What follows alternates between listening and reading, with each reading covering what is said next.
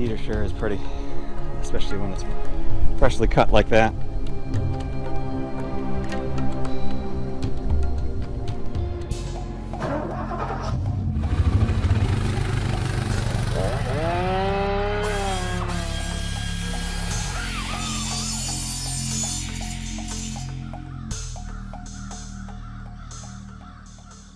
Hey guys, I'm back at the mill today, and first thing I'm going to do is pulling the band out and taking a rag, and I'm going to go through and clean all this little grit and crud off of both the inside of the blade that seems to have built up and off the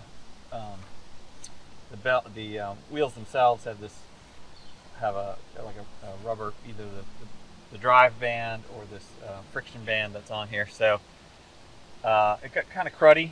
And I think it was probably, the logs that I was cutting, those pine logs, were a little dirty.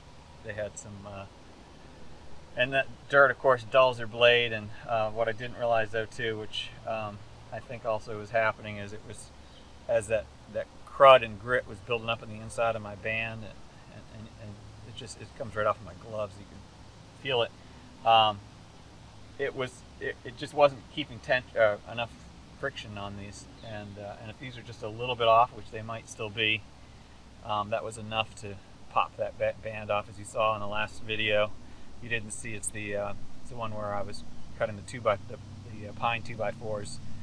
So check that one out if you want to see what it sounds like. Hopefully I don't experience it again today. We don't have to deal with that today, but hopefully this will help. I'm constantly learning how to get this thing right. It's not, you don't just turn it on and start using it like a lot of other equipment. So there's definitely kind of a pre-flight check. I'm sure if you watch some of the other videos and you've got one yourself, you know exactly what I'm talking about. And I'm just, I'm learning what my pre-flight check looks like as far as going through everything and making sure it's good and ready to go before I actually start it up. So I'm going to get to cleaning on this, and then we're going to be cutting some cedar today. I've got a little bit bigger, I don't know what this is, about 8-inch log probably, but I want to start making siding for my eventual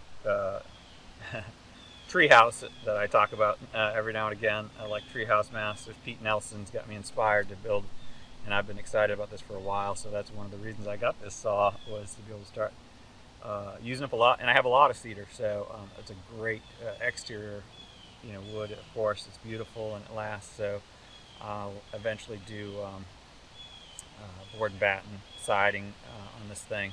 So I'm going to start cutting up some, I guess, 3/4 inch and whatever widths I can get out of it, and start stockpiling this stuff now, so that by the time I'm ready to put it in, which will probably be about a year from now, or maybe a little bit more, we'll see, but it'll all be cured and ready to go and ready to build with. So that's what I'm up to today. So welcome to TWC Projects. Glad you're here with me and watching and learning with me, and let's get to it.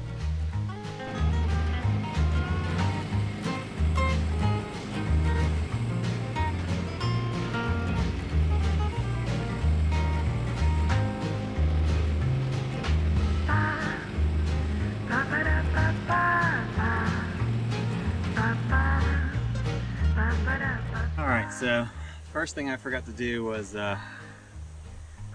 make sure the length was less than 10 feet, and I drew that line, which I showed you before how to use that line, but I didn't pay attention to it. So I've since moved this down the chainsaw and cut a couple inches off of the end of it, which is too long, and maybe I ought to have a real checklist that I go through to make sure I'm on top of it. But anyway, I've got it set back up. Hopefully I can finish the cut and keep on going.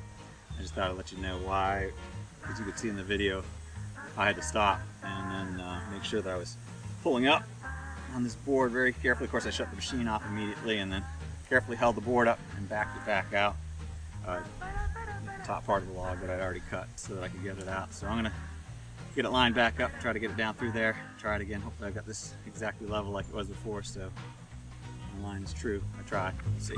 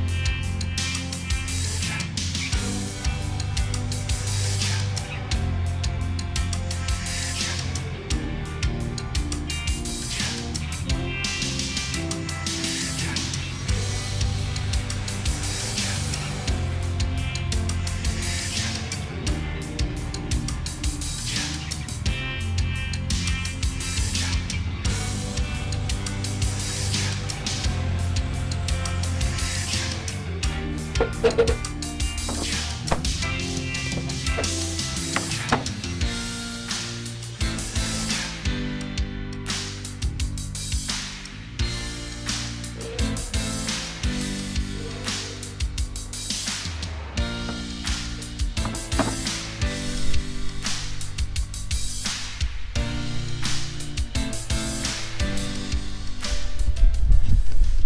it got a little tricky when you get down these, trying to do thin boards like this. These are trying to keep these around 3/4 inch, and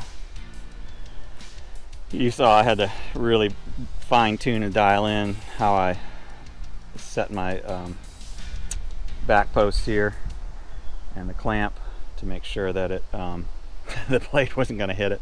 Last thing I need to do is catch one of these pieces of metal with that blade. It's already starting to show a little wear in terms of I've got to slow down a little bit with it. I think it's getting a little bit dull, but still good for a while, hopefully. And this had a lot more knots in it, I think, than the last piece of cedar I did, but they look real nice. So they're 3/4 inch by, oh, I don't know what that is, not an exact measurement, but for what I'm going to use them for, I don't need it. It's probably somewhere between 5 and 6 inches wide. So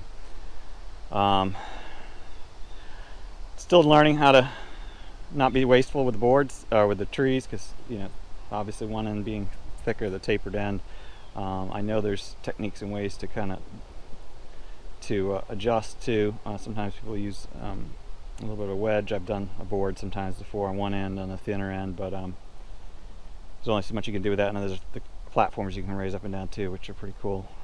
But for now, I think I'm good with that. I might throw another tree up there, I'm not sure, but I probably won't videotape it since it's starting to be just the same thing.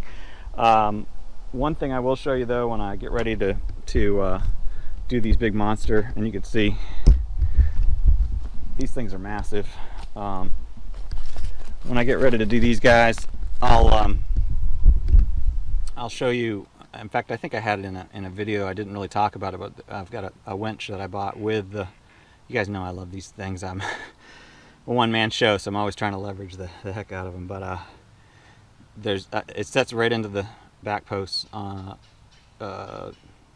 retainer on the track, and then you just crank your log right in, and something this big, because that's probably, you're probably wondering, how is he even going to get that up on the track? Well, I'm going to use those two little ramps that I made for my trailer that you saw, and the winch up there, and hopefully I can move it. So anyway, but I think if the cable isn't long enough from the edge of the sawmill to here to get this guy, I've got other cables that I use when I'm putting pressure on trees, when I'm cutting, and a ratcheting system that allows me to it'll pull this in. I can put the cable around it and crank it to the point where I get the other one onto it and then roll it up on. So that's the plan. Anyway, you know me, one-man show, trying to make it work. Trying to work smarter, not harder. But anyway, hopefully you've enjoyed the cedar cutting, and I'll be doing a lot more of that. I've got quite a bit more cedar, and I've probably got more to cut and more trees to take care of too that are just, I got a lot of cedar on my property, so probably a good thing. Not the greatest wood for building with, because it's a bit soft, but excellent for exterior surface because it weathers really well.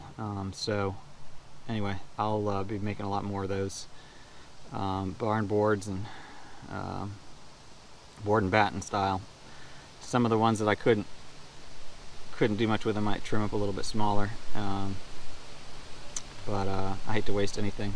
Anyway, that's it. I hope you've enjoyed this quick video today. I know that people like to see the sawmill, and I'm still learning. So the laser, I'll say, I'm not real happy with the laser. So I know that a lot of folks have been watching the videos of those, and it's a nice rig.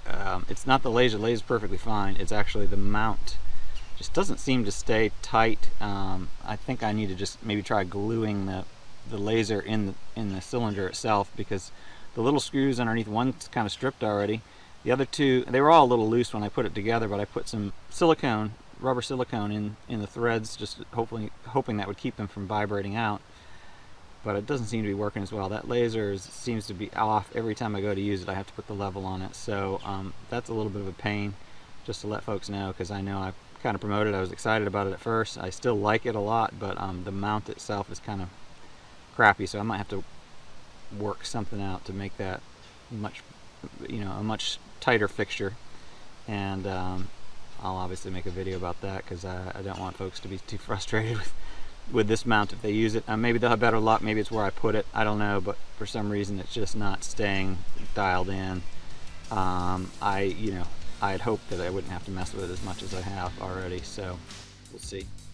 But anyway, that's it for TWC Projects. Thanks for joining me today. I hope this has inspired you to get outside, fix something, create something, or just get some fresh air and do stuff outdoors. It's awesome. So thanks for joining me. If you haven't subscribed already, subscribe, hit the like if you like it, hit the bell if you want to know when new ones come out. Trying to step it up a little bit. Hopefully you've noticed I've stepped up the quality a little bit of the videos, and trying to step up the frequency a little bit. We'll see. It might be hard to do more than one a week, but right now I'm doing 2 or 3, so we'll see what happens. Thanks for joining me. Take care. Have a great week. Bye.